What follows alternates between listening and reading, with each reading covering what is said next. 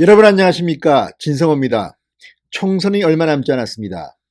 박지원 의원, 지금 지역 여론조사에서는 상당히 잘 나오는 모양입니다. 지금 민주당이 호남 곳곳에서 대한신당이나 다른 바른미래당 의원들의 도전에 쉽게 이기지 못하고 있다는 그런 조사도 나오고 있습니다. 그런데 박지원 의원에게 복병이 나타났습니다. 5선을 해야겠는데 이 복병이 간단치 않은 인물입니다. 바로 손혜원 무소속 의원입니다. 손혜원 무소속 의원이 박지원 의원을 낙선시키겠다고 드디어 등판에 나섰습니다. 본인은 출마하지 않습니다. 손혜원 의원은 이번 총선에 불출마 선언을 했습니다. 그렇지만 본인은 나서지 않지만 민주당 후보를 도와서 박지원 의원을 낙선시키겠다고 했습니다. 재밌는, 정말 계속 싸웠던 인물이죠. 손혜원 대 박지원. 이번 총선 다시 구경거리가 하나 더 늘었습니다. 진성호의 직설 시작합니다. 방송에 앞서 아직 진성호 방송에 구독자가 아니신 분들은 붉은색 구독 버튼 눌러주시기 바랍니다. 더 좋은 방송으로 보답하겠습니다. 자, 손혜원 의원이 자신의 페이스북에 이 자신의 기사를 링크하면서 이렇게 말했습니다. 저는 한 번 말한 것은 반드시 지키는 사람이다. 목포 총선에 영향을 줄 수 있다면 반드시 그렇게 할 것입니다. 이렇게 적었습니다. 자, 떨고 있는 사람 한 분 계시죠? 바로 박지원 의원입니다. 손혜원 의원은 목포 지역 총선에 개입하겠다고 했습니다. 영향을 미치겠다고 합니다. 자, 민주당 후보가 결정되면 한판 승부에 손혜원이 등판하겠다는 겁니다. 자, 손혜원 의원은 지금 목포 지역의 투기 의혹으로 한창 재판을 받고 있습니다. 불리한 정언들이 나와서 지금 손혜원 의원은 상당히 코너에 몰린 것 같습니다. 자, 어제도 재판이 있었는데 이 한 지인의 대학생 딸이 나는 모르는데 왜 이런 내 재산으로 되어 있어, 뭐 이런 문자 메시지를 검찰 측이 인용하기도 했습니다.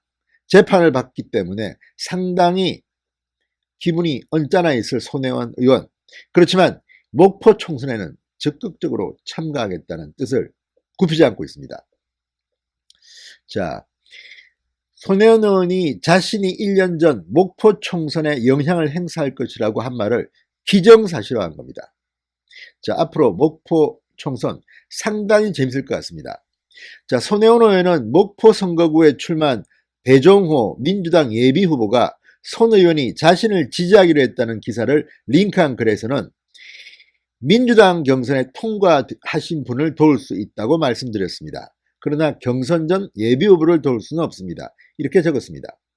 그러니까 지금 예비후보들이 등록을 많이 했습니다. 그러나 손혜원 의원 이야기는 공식적인 민주당 공천을 받은 사람에 대해서 내가 도와주겠다. 그렇지만 결론은 버킹감입니다. 박지원 의원을 낙선시키기 위해서 민주당 후보 손을 잡고 유세차에 오르고 이렇게 하겠다는 그런 뜻을 밝혔습니다. 자, 이 더불어민주당 예비후보들, 목포는 상당히 힘든 싸움입니다. 박지원 의원 지역에서 인지도도 높고 또 박지원 대항마가 그렇게 눈에 띄지는 않습니다. 그렇지만 손혜원은 그렇게 간단치 않습니다. 이미 목포에 인심도 많이 얻었고 목포와는 인연이 있습니다. 이런 손혜원이 민주당 후보를 돕는다면 목포 총선 상당히 재밌게 흘러갈 가능성이 있습니다. 자, 손혜원 의원은 지난해 1월 20일 민주당을 탈당했습니다. 그리고 차기 총선에 불출마하겠다고 입장을 밝혔습니다. 당시 이 손혜원 의원의 목포 부동산 투기 의혹이 불거지면서 상당히 논란이 됐습니다.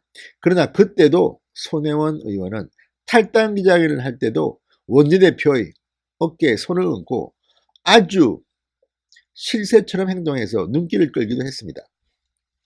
자, 그리고 그때 이렇게 말했습니다. 박지원 의원을 상대할 정치인이 눈에 띄면 돕겠다, 이렇게 언급했습니다. 늘 박지원을 언급하는 게 손혜원 의원입니다. 자, 이 앙숙이라는 말이 있습니다. 박지원 의원의 앙숙은 손혜원 아닐까 싶습니다.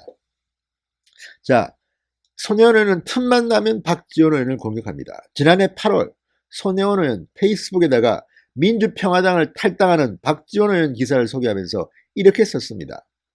2015년 딱 이맘때가 생각납니다. 당시 문재인 당대표와 김종인 비대위원장 두 분에 대한 음해와 비방으로 호남 총선판을 흔들더니 장악했다 이렇게 썼습니다. 사실 그랬습니다. 지난 총선 2016년 총선에서 박지원 의원 그리고 국민의당이 호남 지역 특히 전남과 광주 지역은 거의 장악을 했습니다. 민주당 후보들 우수수 떨어졌습니다. 그중 한 명이 박지원 의원이었습니다. 여기에 대해서 지금 손혜원 의원은 이렇게 쓴 겁니다. 문재인 당대표와 김종인 비대위원장 두 분에 대한 음해와 비방으로 호남 총선판을 흔들었다. 그러면서 손혜원 의원은 씁니다. 다시 그 작전으로 오선 의원의 꿈을 이루려 하시나 본데 한 가지 간과한 게 있는 것 같습니다. 과연 호남 분들이 그 뻔한 전략에 이번에도 속을까요? 이렇게 적었습니다. 지난해 11월에도 손혜원 TV에서 대한신당 인사들은 박지원 의원이 따라와 짜증난다 하더라 이렇게 거의 인신공격을 했습니다. 자, 박지원 의원, 손혜원 의원에 대해서 어떻게 대응할까요? 아마 무대응할 것 같습니다. 손혜원 의원을 거론하면 할수록 박지원 의원의 입지는 좁아지고 출마도 하지 않을 손혜원 의원과 싸우는 모습을 보이면 총선에서 유리할 것은 없기 때문입니다. 자, 손혜원 의원은 지난달 말 목포 MBC에 출연했습니다. 목포는 제2의 고향이다. 나전칠기박물관 부지를 샀으니 자주 올 것이다. 좋은 정치인을 뽑아 잔소리하는 역할을 하고 싶다. 계속해서 목포 선거판에 끼겠다는 강력한 의지를 보이고 있는 겁니다. 자, 현재 목포 정치구단이라는 별명을 갖고 있는 박지원 의원. 최근 지역 여론조사에서 선두를 달렸다고 합니다. 그렇지만 민주당이 공천 후보가 정해지면 간단히 이기기는 쉽지 않을 것 같습니다.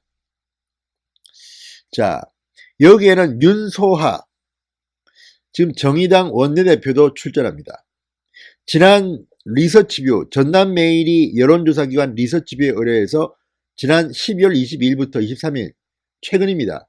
여론조사를 했는데 그 결과를 보면 박지원 25%, 윤소아 18.3%, 김원희 12.4%, 우기종 9.4%, 김홍걸 8.6%, 배정호 6.2% 쫙 나옵니다. 그런데 이걸 보면 알 수 있듯이 박지원 의원이 1등은 1등인데 압도적인 1등이 아닙니다. 25%면 4분의 1밖에 되지 않습니다. 민주당 후보가 단일화돼서 공천을 받는다면 상당히 흔들릴 것 같습니다. 게다가 윤소하 정의당 후보도 있습니다. 자, 누구 표를 갉아먹을까요? 아무튼 박지원 의원, 손혜원의 공격 때문에 긴장을 늦춰서는 안 되는 아주 위험한 그런 존재가 됐습니다. 자, 민주당은 지금 김원희, 배정호, 우기종 예비후보 간에 5차 범인의 3파전 공천 경쟁이 치열합니다. 그런데 이 세 사람의 이 지지율을 다 합쳐버리면 간단치 않습니다. 한번 해볼 만합니다. 따라서 지금 손혜원 의원이 민주당의 공식 후보가 등장해서 유세를 돕는다면 박지원 의원 상당히 힘들지도 모르겠습니다. 자, 박지원 그리고 정의당의 윤소아 그리고 민주당의 공식 후보가 정해지면 손혜원이 함께 등판해서 손을 잡고 유세차에 올라서 마이크를 잡고 박지원 의원을 공격하면 민주당 후보는 자기 이야기만 하면 됩니다. 상당히 쉬운 선거가 될 수도 있습니다. 자, 박지원 의원 그동안 참 말도 많았고 탈도 많았습니다. 때로는 정치평론가, 방송의 평론가처럼 행세했습니다. 국회의원보다는 평론가 같았습니다. 그런데 정작 자신의 선거가 이제 기다리고 있습니다. 석 달 남았습니다. 과연 박지원은 생존할 수 있을까요? 손혜원 손에 달렸어 이런 말도 나올 만합니다. 아무튼 손혜원과 박지원 두 앙숙 간의 싸움, 이번 총선에서도 하나의 볼거리를 제공한 것 같습니다. 진성호의 직설이었습니다. 여러분 감사합니다.